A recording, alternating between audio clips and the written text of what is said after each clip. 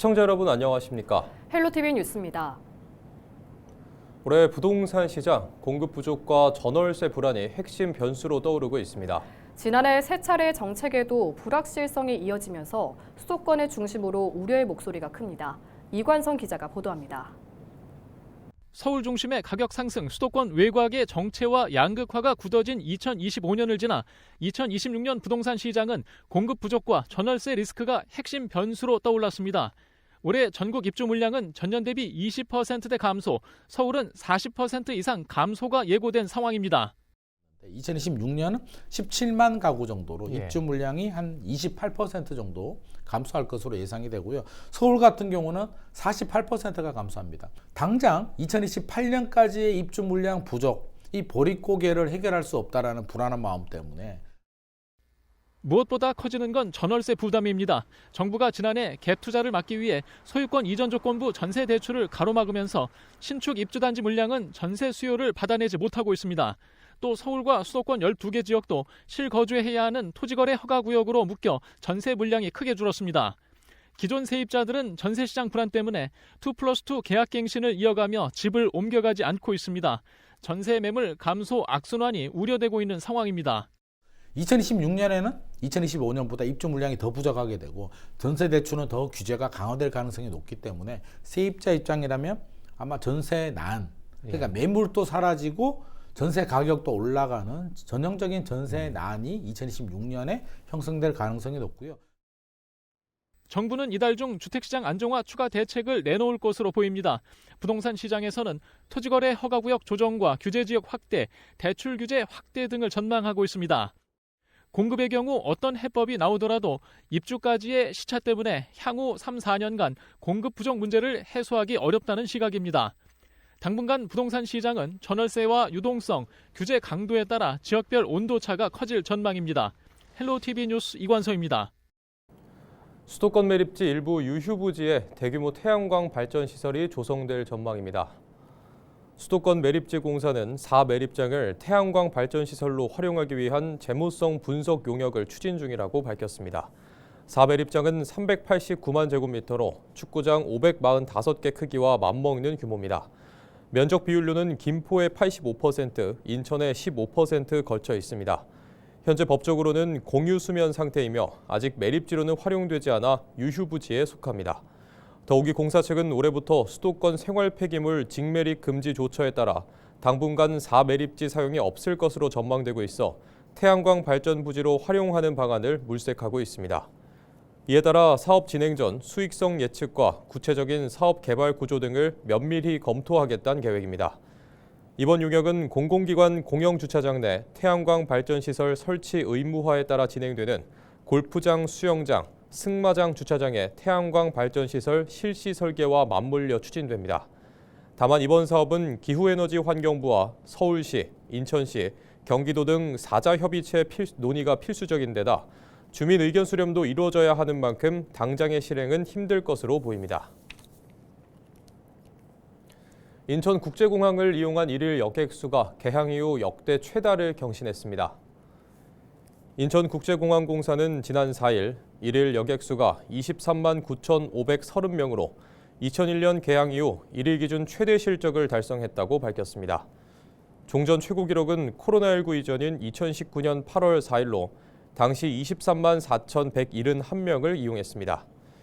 이번 기록은 당시보다 약 5천 명 이상 늘어난 수치이며 전년 동일 실적인 21만 891명과 비교하면 약 13.7% 증가했습니다. 국가별로는 중국이 49.2%로 전년 대비 가장 높은 증가율을 보였고 같은 중화권인 홍콩과 대만 지역에서도 24% 증가했습니다. 인천 지역 고령자 10명 중 7명이 외로움을 느끼는 것으로 조사됐습니다. 인천연구원은 60대에서 80대 이상 인천 지역 고령자 1,000명을 대상으로 실태조사를 한 결과 응답자의 70.8%가 외로움 집단으로 분류됐다고 밝혔는데요. 특히 고립 상태가 아닌데도 외로움을 느끼는 비율은 68.4%에 달했습니다. 외로움 수준에 영향을 미치는 주요 요인으로는 성별과 취업 여부, 신체 건강 수준이 꼽혔는데요. 인천연구원은 연령이나 독거 여부, 소득 수준은 유의한 영향이 없는 것으로 분석됐다며 기존 고립, 독거 중심의 노인복지 정책만으로는 대응에 한계가 있음을 보여줬다고 설명했습니다. 이어 지자체 차원의 예방 중심 정책 전환과 맞춤형 대응 체계 구축이 필수라며 지역 특성에 기반한 다층적 지원 방안을 적극 검토해야 한다고 덧붙였습니다. 경기도 가족돌봄 수당을 시행하는 시군이 지난해 14곳에서 올해 26곳으로 늘어나 더 많은 도민이 돌봄 지원을 받을 수 있게 됐습니다. 가족돌봄 수당은 2돌부터 3돌까지의 아이를 돌보는 할아버지, 할머니나 친척 이웃에게 아이 수에 따라 한 달에 최대 60만 원을 지원하는 제도입니다. 부모의 양육 부담을 덜기 위해 마련됐습니다.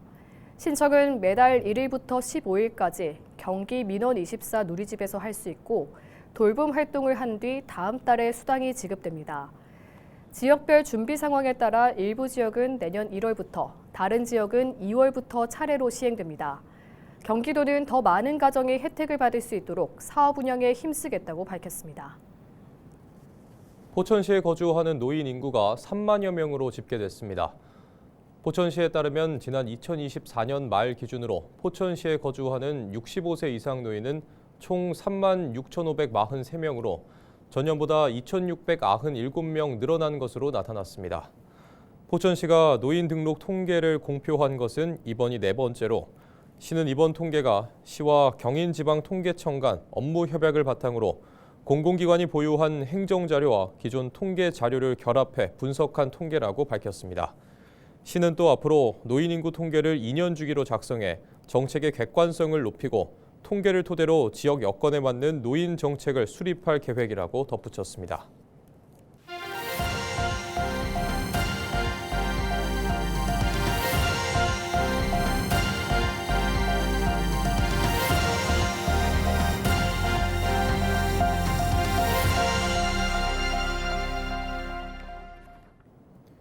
경기 동두천시가 관내 초등학생의 하교 후 안전한 이동을 위해 도입한 수요 응답형 셔틀버스 동트리를 증차한다고 밝혔습니다.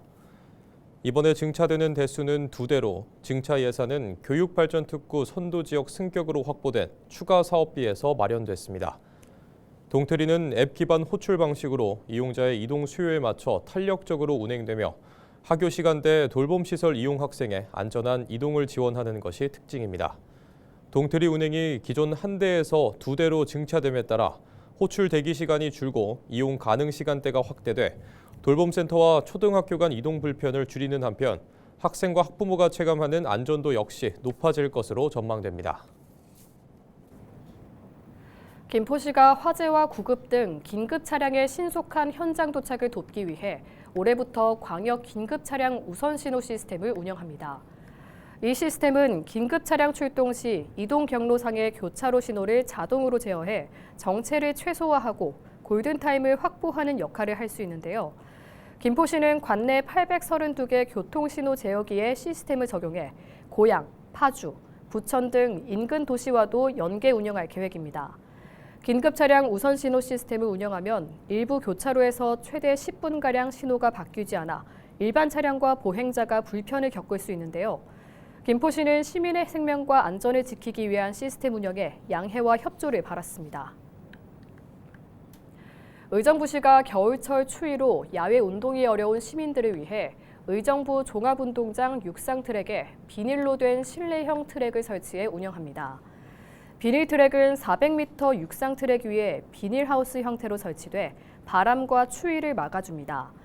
트랙은 선수 전용 구간과 달리기 구간, 걷기 구간으로 나눠 충돌 사고를 줄였고 간단히 쉴 수 있는 공간도 함께 마련됐습니다. 의정부시는 앞으로도 계절에 상관없이 시민들이 운동할 수 있는 환경을 만들겠다고 밝혔습니다.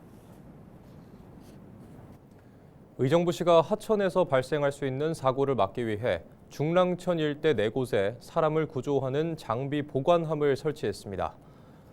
구조함 안에는 구명조끼와 구명환, 구조용 줄 등 기본적인 구조 장비가 들어있어 구조대가 도착하기 전까지 주변 시민도 구조에 나설 수 있습니다. 구조함은 물이 불어나는 경우에도 떠내려가지 않도록 둑 위에 설치됐으며 중랑천과 부용천이 만나는 지점 등 모두 4곳에 마련됐습니다. 의정부시는 운영 결과를 살펴본 뒤 다른 하천으로도 설치를 넓혀갈 계획이라고 밝혔습니다. 경기 동두천시는 동두천시 제40대 부시장에 허순 경기국제공항 추진단장이 취임한다고 밝혔습니다. 허순 부시장은 지난 1996년에 공직에 입문해 30여 년간 경기도 여성가족국 여성정책과장과 기획조정실 규제개혁 담당관, 경기도 인권담당관 등을 역임했습니다. 허순 부시장은 5일 박형덕 동두천시장으로부터 임명장을 받고 현충탑 참배를 시작으로 본격적인 업무에 들어갔습니다.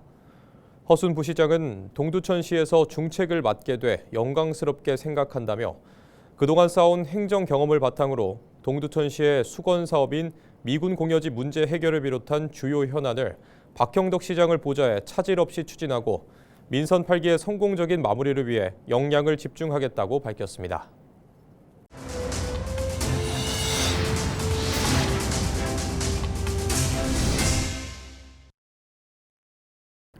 6일 새벽 김포에서 60대 남성이 자신의 차량에 지른 불이 주변 임야까지 옮겨붙는 화재가 발생했습니다. 소방당국은 6일 오전 0시 46분쯤 김포시 월곶면에서 차량 화재가 발생했다는 신고를 받고 출동해 약 1시간 뒤 화재를 모두 진압했습니다. 당시 차량 화재는 주변 임야까지 번졌는데요. 약 660제곱미터를 태웠습니다.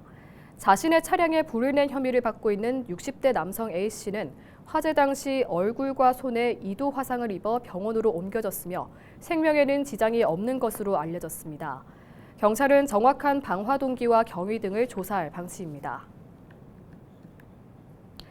인천 유나이티드가 유소년팀 U18 대건고 출신의 골키퍼 왕민준과 수비수 이준섭을 신인 선수로 영입했습니다. 왕민준은 184cm의 신장과 뛰어난 반사신경이 강점인데요. 2024 전국 고등축구리그 왕중왕전 겸 제79회 전국 고교 축구선수대회에서 GK상을 수상하기도 했습니다. 빠른 스피드와 왕성한 활동량을 앞세운 이준섭은 측면에서 위협적인 플레이를 펼칠 수 있는 선수로 평가받고 있는데요. 왕민준과 함께 2024 K리그 U17 챔피언십과 전국 고등축구리그 왕중왕전 우승을 이끌었습니다. 인천시 교육청이 올해 학생들의 기초학력 강화를 위해 기초학력 전담교사제를 도입합니다. 기초학력 전담교사는 담임교사와 협력해 학생의 기초학력 수준을 심층 진단하고 정규 수업 중에 기초학력 교실에서 맞춤 지도를 진행하게 됩니다. 일정 수준에 도달한 학생이 원학급으로 복귀한 이후에는 담임교사와 지속적으로 지도 방법을 공유해 학생의 성장을 돕는 역할을 하게 됩니다. 또 시교육청은 기초학력 전문가 과정을 이수한 교원을 중심으로 방학 중 대면 학습 캠프를 신규 운영하기로 했습니다. 일반 학교형과 원도시형, 농어촌 소규모 학교형 등 유형별로 운영하며 초등학생을 대상으로 여름과 겨울방학 중 2, 3주간 집중학습을 지원할 예정입니다. 이외에도 현장 교사의 기초학력 전문성 강화를 위해 초중고 교사를 대상으로 교실 안 기초학력 지원 연수를 새롭게 운영해 교사의 실질적 수업 역량을 높일 계획입니다. 부천시는 약대 1지구와 내동 2지구 등 2개 지구에서 지적 재조사 사업 추진을 위한 실시 계획을 수립하고 온라인 주민 설명회를 진행하고 있습니다. 지적 재조사 사업은 토지의 실제 현황과 일치하지 않는 지적 공부의 등록 사항을 바로잡고 종이 지적을 디지털 지적으로 전환하는 국가 정책 사업입니다. 사업 시행자인 원미구청장과 오정구청장은 토지 소유자 3분의 2 이상 동의를 받아 부천시 토지정보과에 사업지구 지정을 신청해야 합니다. 온라인 설명회는 지적 재조사 사업의 개요와 사업지구 현황 등은 유튜브 채널에서 누구나 시청할 수 있습니다. 부천시가 겨울철을 맞아 수도계량기 동파 사고에 대응하기 위해 다음 달까지 동절기 수도계량기 동파 예방 대책을 추진합니다. 부천시는 기상특보 발효 시 비상근무체계를 가동하고 24시간 종합상황실을 확대 운영해 동파 상황에 신속 대응할 계획입니다. 이상으로 뉴스를 마칩니다. 시청해주신 여러분 고맙습니다.